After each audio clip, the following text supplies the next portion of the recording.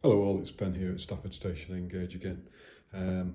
So on this video I've basically got the ballasting done and weathered. I've also put cable trunking in there as well. I'll just give you a view of the overall effects. Also done the ballasting on the rail over bridge as well.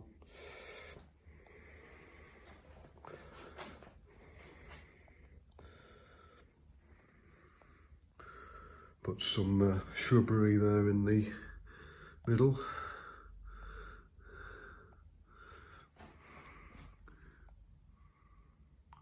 And I've also ballasted the section I haven't done yet there as well. So I'll just go through the ballasting I've done, just the usual methods. So I hope you enjoy the video, thanks. Just going to the stock. One thing I've done is buy some of these Hapag-Lloyd boxes from Sea-Rail and Intermodal. It's a Freightliner container service, and I noticed on quite a lot of Freightliners container services they use Hapag-Lloyd boxes, so I thought I'd model that. Just gives it a bit more, you know, the container wagon train a bit more focus and a bit more kind of interest really. It's not just random boxes. I've also bought some more Russell containers as well. They're the ones that are actually clean. So kind of expanded this train now to 20. I think 20 is the max that this can take really, this 68. It's a brilliant loco. Fantastic, one of my best locos, really good runner. But yeah, it can handle 20 container wagons now. I think what's helped actually is the corners I've done, putting this large radius in. When I had the 4th radius and less set track on it, just the container stuff especially struggled, and a lot of them would derail, and there's also too much drag, but this has alleviated the drag as well, and the boxes coming off. So I think having this quite large radius has definitely helped.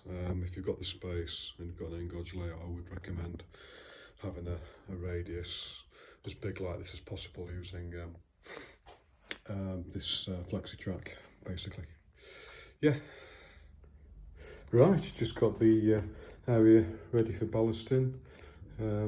Removed most of the stuff, including this bridge, and not included this bridge though, because this is what I'm going to ballast first. It's got a rail over bridge, so it needs ballasting. So I'll ballast that first and then remove it. Another thing I've done is just glue the cord down as well, and pinned. I've had to do a cut here obviously for the board edges here as well.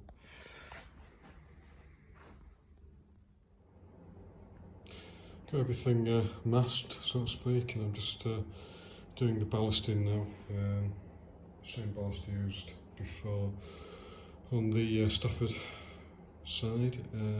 Woodland Scenic's fine ballast grey, fine, I quite like it. Should be enough, or more than enough, for covering the board. Don't use ballast applicator, I just tend to just pour it on with a spoon. So I've already ballasted poured the ballast on the overrail bridge section there, so I'm just going to spread this on here. Just shake it on like that really.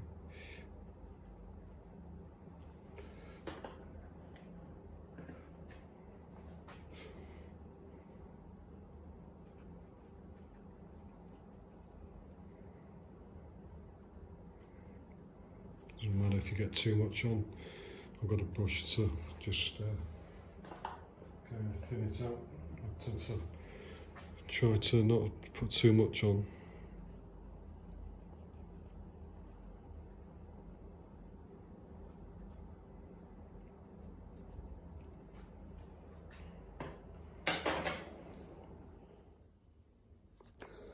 So now I've got the ballast and I'm just tampering it in a bit, just to get off the rails there.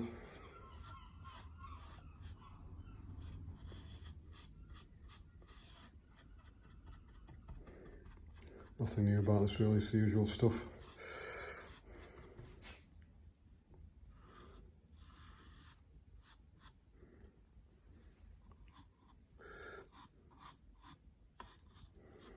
It's a bit more complicated though because I've got this rail over bridge with it on.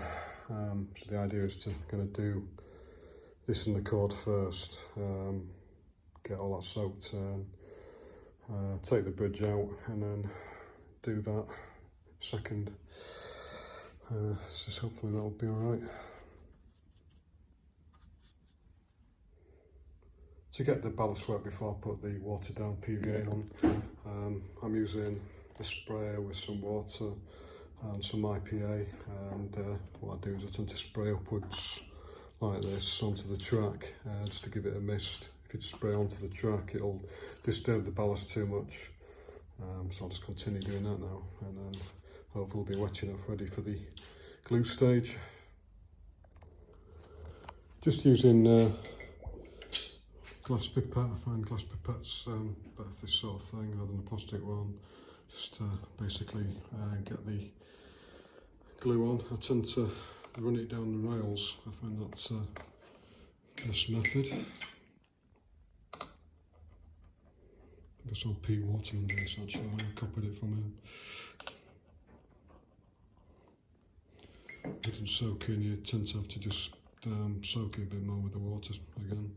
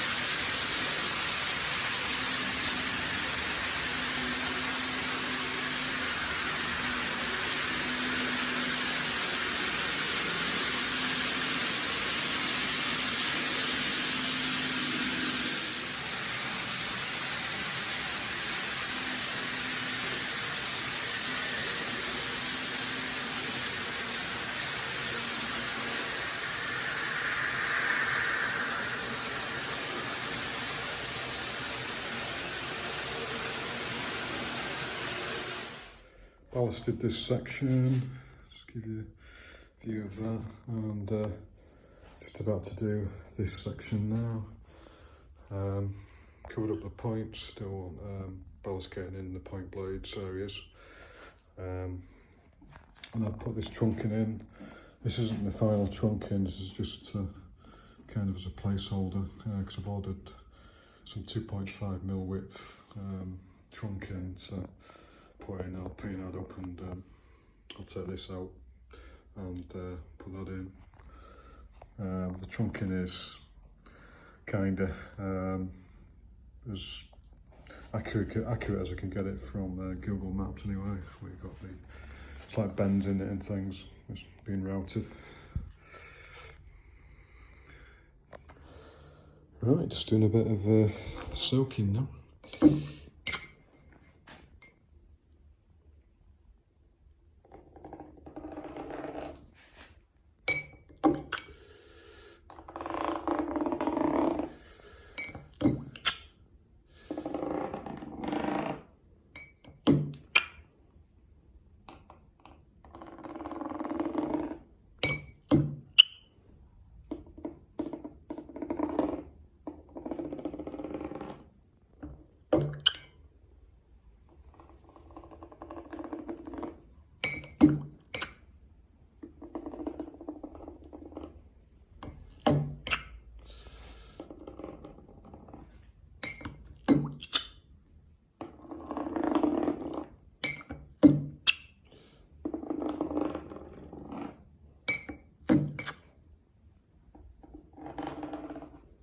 Right, I'll continue with that.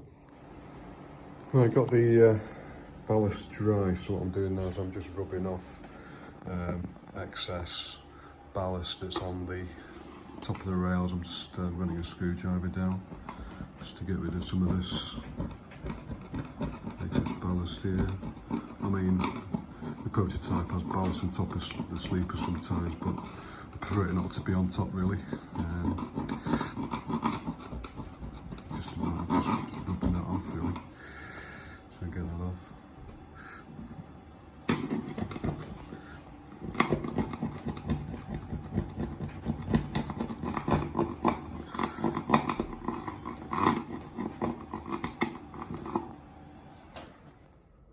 So I've got my 2.5mm wide styrene strip, and I've just put that in for the trunking. And according to the prototype, it goes kind of either side of the bridge support, so I just thought I'd do that for a bit of realism. And then it kind of goes up here, and then it's this side of the rail over bridge there, and then on this side here. Yeah, you might be asking why have I not put this in first and then done the ballasting. Well, the answer for that is basically I had had free time at the weekend and I wanted to get the ballasting done, so I wanted to get that done first, and I didn't have this at that time, so this has just come today. So what I've had to do is kind of channel this out with a screwdriver and get this in.